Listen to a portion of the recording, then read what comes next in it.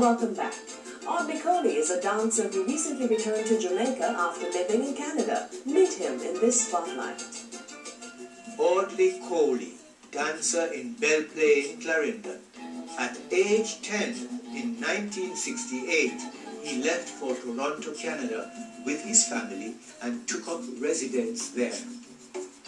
From a child, he wanted to dance and kept on pursuing this inner drive. He finally succeeded. Dancing is something I've been doing since I was around 12 years old. I started, as I said, just in my room dancing to James Brown and stuff like that, and eventually I got into a group called the Ghetto Boys in Toronto, which were very successful. And then I went on to study more classical, like jazz and ballet and that, and it just kind of mushroomed, you know, or snowball, as they'll say back home. All this was pre your blindness? Yeah, well, that's a lot of years before really my blindness. How did you get as far as the Eskimo?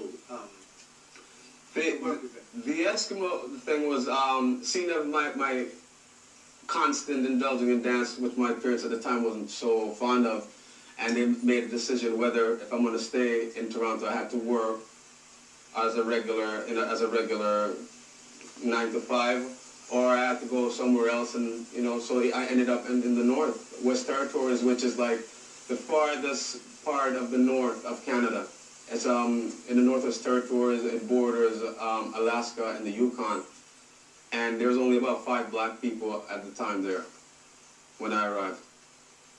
And you were teaching there?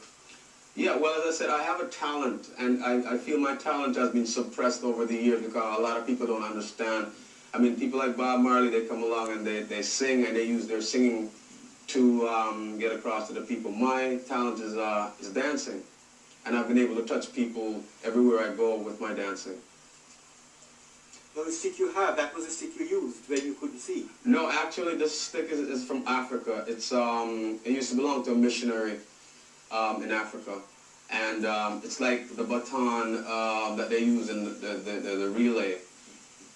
It's my job now to carry on the work because I finally found out my destiny in my search, what I'm supposed to do in life.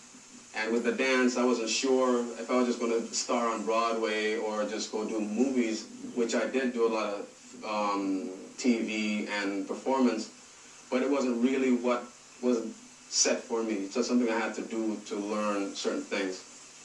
Let's go back a bit. How did you sight?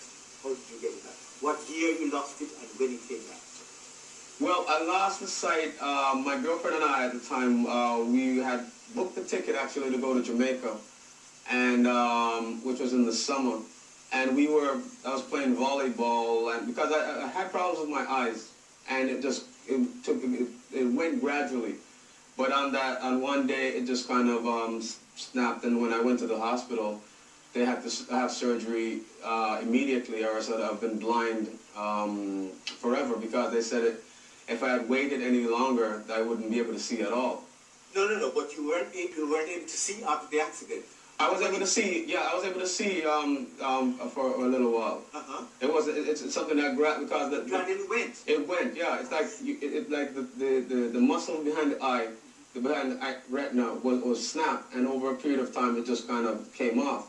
So it didn't happen like right, but it was a blow, because that kind of blow for a detached retina only comes from like if you're boxing, like Sugar Ray Leonard had the same thing, and you get pounded in the eye. It's not something that happens naturally. And the only pounding that I received was having my face bashed against like a concrete wall that jarred the eyes out of place like that. What have you learned from all this? Well, I learned there's a stronger force out there than the physical force. You could beat a man, take away sight, or take away whatever he has, but I know God has a bigger plan for myself. This is why I'm still here. And now that as I said, been able to stop, God, the blindness helped me to stop and look deep into myself and find out what my purpose is here on this planet.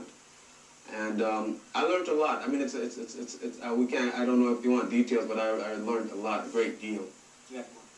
Well, charity, for instance, I used to do charity work, for instance, even before I was a Boy Scout, and I was also nominated to represent Canada in the Jamboree in '72. So I was always doing things just for the sake of doing it and not because I wanted any rewards. I mean, in Scouts, you get a badge and you're quite satisfied.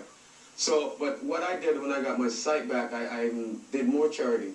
I did more fundraisers. I danced for free. Whatever was out there until I think I literally exhausted myself, you know.